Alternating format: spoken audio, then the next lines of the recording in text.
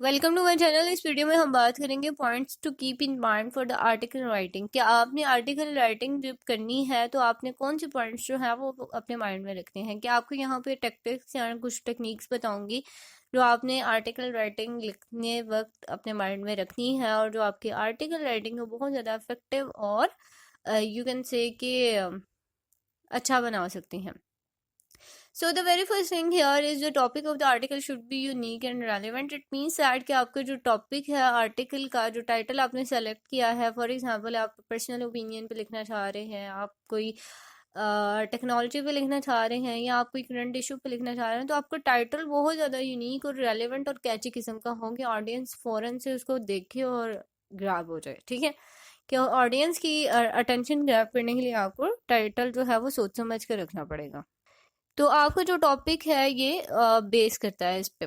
Second thing in the article has to get attention, कि उसमें आपने कि वही बात कि जब आप टॉपिक अच्छा सिलेक्ट करेंगे आपका आर्टिकल अच्छा होगा, वेल ऑर्गेनाइज होगा, आपने स्ट्रक्चर अच्छे से फॉलो किया होगा, तो ऑब्वियसली आर्टिकल जो है वो आपकी अटेंशन जो है वो तो ज़रूर ग्रैब होगी ऑडियंस की उसको देख के।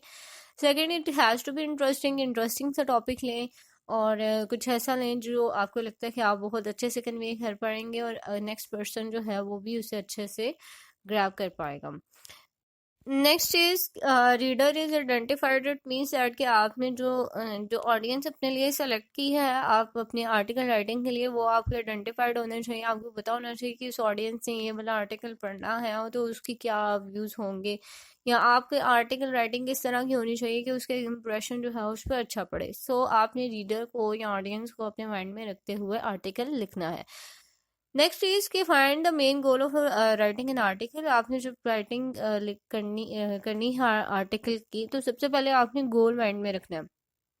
गोल मीन कि आपको पता होना चाहिए कि आप किस पे लिखना चाह रहे हैं। आप कोई इन्फॉर्मेशन देना चाह रहे हैं, आप इंटरटेनमेंट से रिगार्डिंग लिख रहे हैं, या आप कोई एडवाइस करना चाह रहे हैं, या all that it's up to you कि आपने जो अपने अपना एक गोल सेलेक्ट कर लेना है कि मैं ये आर्टिकल इसलिए लिख रहा हूँ कि मेरी ऑडियंस को ये इन्फॉर्मेशन मिल जाए, कि मेरी ऑडियंस इससे एंटरटेन हो रही है, मैं अपनी ऑडियंस को एडवाइस करना चाह रहा हूँ, ये all that it's up to you. Next is the title must be eye catching, clear and interesting. It means that कि आपका आर्टिकल जो है वो कैची किस्म का होना चाहिए, ऑडियंस पढ़े और इन्फ्लुएंस हो जाए, क्लियर हो कि आपने उसमें कोई इम्बिग्विटी ना हो, कि उसमें कुछ वे किस्म की चीज़ें ना डाली हो, क्लियर हो, कंसाइज हो और अंडरस्टैंडेबल हो। नेक्स्ट इज इंटरेस्टिंग, कि आपने कुछ टॉपिक इस तरह से सिलेक्ट करना है, आपने चॉइस ऑफ वर्ड ऐसे होने चाहिए जो आपके आर्टिकल को इंटरेस्टिंग बना दें। द इंट्रोडक्शन और the starting paragraph must be highly attentive, use your vocabulary skills to और try to use some interrogative words. So basically इसमें ये था कि आपने जो अपना आर्टिकल स्टार्ट करना है ना, इंट्रोडक्शन जो देना है अपने आर्टिकल का, वो बहुत अटेंटिव होता है कि सबसे पहले रीडर पे जो इंप्रेशन पड़ता है वो आपकी इंट्रोडक्शन का पड़ता है। तो आपने क्या करना है, वोकैबुलरी अच्छे से यूज़ करनी है, इंटेरोगेटिव क्वेश्चंस इवन आप ऐड कर सकते हैं। फॉर एग्जांपल मैं आपको एक एग्जांपल देती हूँ कि आप लिखना चाह रहे हैं फ्यूचर प्रोडक्शन पे लिखना चाह रहे हैं आर्टिकल, तो आप कैसे करेंगे स्टार्ट।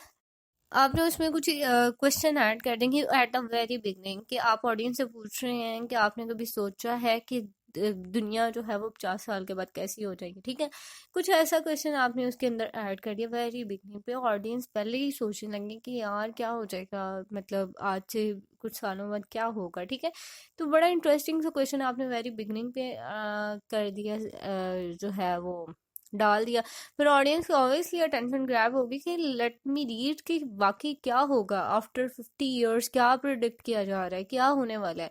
तो ये आपकी जो है ना एक इम्प्रेशन क्रिएट कर रहा है, आपकी वो कैबलरी जो है वो यूज़ हुई, आपने interrogative question at the very beginning use कर लिए। तो ये सारे टेक्टिक्स होते हैं एक आर्टिकल को लिखने के और उसका इन्फ्लुएंस रीडर्स के लिए इंस्पिरेशनल बनाने के लिए। Next is use clear statement and make assertion. Clear statement use करें, अवॉइड रिपीटेशन। अपने रिपीटेशन जो है बार बार जो है ना अपने जो लॉजिक्स हैं या रीज़न को या फिर अपने वर्ड्स को रिपीट नहीं करना। ठीक है, next use the style of paragraph writing and write the contents uniquely and unambiguously. यानी कि आपने जो पैराग्राफ लिखने हैं वो यूनिक होने चाहिए, उसमें कोई एम्बिगुइटी यानी कि कंफ्यूजन वगैरह नहीं होनी चाहिए, all that. Next is avoid using the points which interest you only and not for the general public. कि आपका जो है ना, जो आप लिख रहे हैं, सिर्फ यही नहीं देखना कि मेरा इंटरेस्ट क्या कर रहा है, आपने ये भी देखना है कि जनरल पब्लिक का क्या इंटरेस्ट है उसमें, उसको भी ध्यान में रखना है। Right a good and logical ending, आपकी एंडिंग जो है, कंक्लूजन जो है, वो बहुत अच्छे से होना चाहिए, लॉजिकल होना चाहिए, गुड होना चाहिए, फ्यूचर बेस होना चाहिए, यानी कि आप कुछ अच्छा सजेस्ट कर रहे हैं, कोई एडवाइस कर रहे हैं, and all that. This is the actually the way you can write the article, right? So these are the some main points you have to keep in your mind before writing any article. This is very interesting. I hope you enjoy my video. So if you have any question you can ask me. और अपने और अपने प्यारों का बहुत सा ख्याल रखिएगा। मिलते हैं नेक्स्ट वीडियो में।